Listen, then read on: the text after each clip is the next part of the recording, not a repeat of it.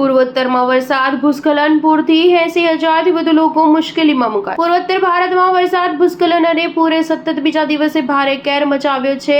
આસામમાં રવિવારે 10 મોટી નદીઓ જોખમી સ્તરથી ઉપર વહેતા 78,000થી વધુ લોકો મુશ્કેલીમાં મુકાયા છે. મુશળધાર વરસાદના કારણે રાજ્યના 15 જિલ્લા જળબંબાકાર થઈ ચૂક્યા છે. પૂર્વોત્તરમાં છેલ્લા 2 દિવસમાં વરસાદ સંબંધિત ઘટનાઓમાં 40થી વધુ લોકોના મોત થયા છે. તેમજ અનરાધાર વરસાદના કારણે સામાન્ય જનજીવન ખોરવાઈ ગયું છે. હવામાન વિભાગે આગામી સમયમાં વધુ ભારે વરસાદની આગાહી કરી છે. પૂર્વોત્તર ભારતમાં આસામ, અરુણાચલ, સિક્કિમ, મણિપુર અને ત્રિપુરામાં ભારે વિનાશ વેર્યો છે.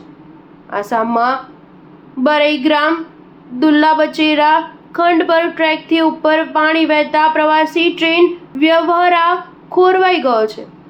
રાજ્યમાં એસડીઆરએફ સહિત વિવિધ એજન્સીની ટીમો રાહત અને બચાવ કામમાં રોકાઈ છે. ભારતીય એરફોર્સે ખુરઈ હેઈક્રુમાં ખોંગમાં 182 લોકોને એરલિફ્ટ કર્યા હતા.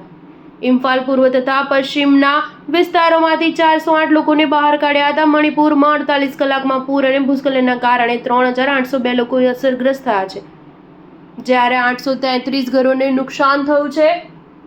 ત્રિપુરામાં સતત થઈ રહેલા વરસાદના કારણે અનેક વિસ્તારોમાં પાણી ભરાઈ ગયા છે. ત્રિપુરામાં 1300થી વધુ પરિવારોએ રાહત છાવણીમાં આશરો લેવાની જરૂર પડી છે. કેન્દ્રીય ગૃહમંત્રી અમિત શાહે રવિવારે આસામ, અરુણાચલ પ્રદેશ અને સિક્કિમમાં મુખ્યમંત્રીઓ અને મણિપુરના રાજ્યપાલને તેમના રાજ્યમાં થઈ રહેલા ધોધમાર વરસાદનો સામનો કરવા શક્ય તમામ મદદનું આશ્વાસન આપ્યું છે. અધિકારીઓએ કહ્યું કે વરસાદના કારણે ભૂસ્ખલન થતા મુખ્ય માર્ગમાં અવરોધો ઊભા થઈ ગયા છે. સિક્કિમમાં વરસાદના કારણે 1500થી વધુ પ્રવાસીઓ ફસાઈ ગયા છે. અરુણાચલ પ્રદેશમાં સરકારે છેલ્લા 48 કલાકમાં ભૂસ્ખલન સંબંધિત ઘટનાઓમાં મૃતકોના પરિવારને 4 લાખનું વળતર આપવાની જાહેરાત કરી છે. કર્ણાટકના દક્ષિણ કન્નડ જિલ્લામાં પણ ભૂસ્ખલનના કારણે 2 લોકોના મોત થયા હતા. સ્ટાર ન્યૂઝ 7 હંમેશા સચ્ચાઈની સાથે.